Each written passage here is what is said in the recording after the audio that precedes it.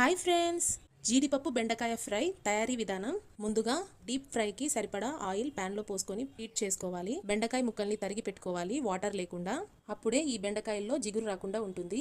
బెండకాయ ముక్కల్ని ఆయిల్లో వేసుకొని రెండు వైపులా మీడియం టు లో ఫ్లేమ్ అడ్జస్ట్ చేసుకొని వేయించి పక్కన తీసుకోవాలి. ఇంకో వాయి బెండకాయ ముక్కల్ని వేసి బాగా వేయించుకోవాలి. బెండకాయ ముక్కల్లో వాటర్ లేకుండా ఉంటేనే ఫ్రై చాలా టేస్టీగా ఉంటుంది.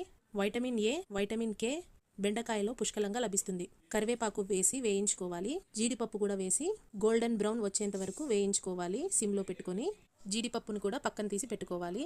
అదే ప్యాన్లో 2 టేబుల్ స్పూన్స్ ఆయిల్ హీట్ అయ్యాక కచ్చా పచ్చాగా దంచుకున్న వెల్లుల్లి, జీలకర్ర వేసి పచ్చివాసన పోయేంత వరకు వేయించుకోవాలి. ముందుగా సిద్ధం చేసి పెట్టుకున్న బెండకాయ జీడిపప్పు మిశ్రమాన్ని ఇందులో వేసుకొని ఓసారి అంతా బాగా కలిసేలా కలిపేసుకోవాలి. ఇందులో పసుపు వేసుకొని రుచికి సరిపడా ఉప్పు వేసుకోవాలి.